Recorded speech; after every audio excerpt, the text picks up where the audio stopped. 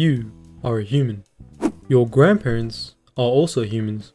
But if we go back, these are your ancestors. And if we go even further, things get interesting. This is evolution. But what is evolution?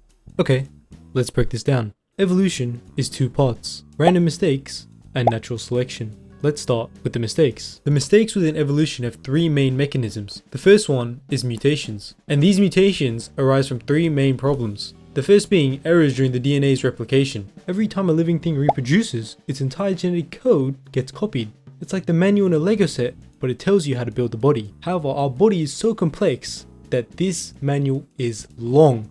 And on top of that, this manual is getting written down millions of times every single hour. And so errors are bound to occur. But how do these errors occur? Easy. The genome is made of DNA. DNA is made of 4 nitrogenous bases, which are called A, C, G, and T, along with a sugar phosphate backbone. DNA is copied by the enzyme DNA polymerase. It's extremely accurate, but not perfect. It makes roughly 1 error per 10 billion base pairs. The small errors that slip through cause mutations. The second cause of mutations is spontaneous chemical damage. Since DNA is chemically reactive and sits in a molecule which is warm and wet, it degrades on its own. This usually happens when an A or G base pair and the sugar phosphate backbone spontaneously break. This leaves a gap. If unrepaired, this causes random base pairs to fill the gap, again causing a random mutation.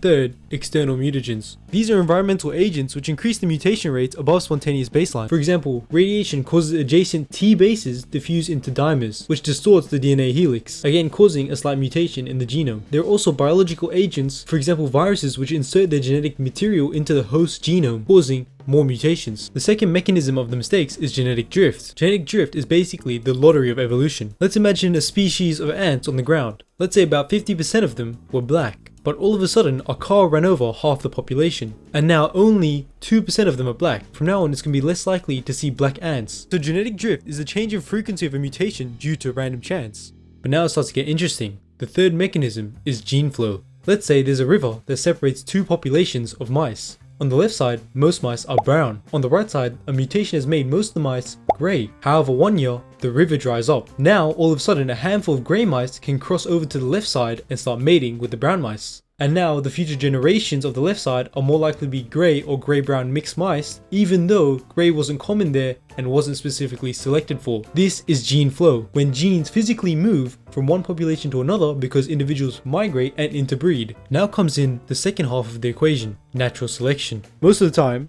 the mutations are useless. They usually land somewhere inactive in your genome. This is around 90 to 99% of mutations, but that 1% is when a mutation lands somewhere that actually does something to your body. This could be something simple: darker fur, longer legs, a flippin' mole on your skin. And now this is where natural selection comes in. Simply put, if the mutation is helpful for the current population, it stays. However, if it's unhelpful or even detrimental, it tends to die out fast. But what actually is natural selection? Like, what is the barrier that these organisms have to overcome? Well, there's actually a lot of factors that do the selecting. First is predators. Let's say there's mice on a field and there's a hawk waiting to eat them. It's not on purpose, it just happens that eating the mice that are slower is easier for the hawk. However, over generations, this causes there to be a population of mice that are generally faster. Another factor is also climate. For example, if there was a harsh winter, the birds with less fat on them are more likely to be whittled out, and after the winter it would seem that the population of birds all of a sudden got fatter. However, this was another example of natural selection. And natural selection doesn't just have to help survival. Let's look at peacocks. In the species, they compete with who gets to mate, and so the peacock with the brighter and better feathers is often the one that's chosen for mating, causing peacocks to have these wonderful feathers. That's evolution.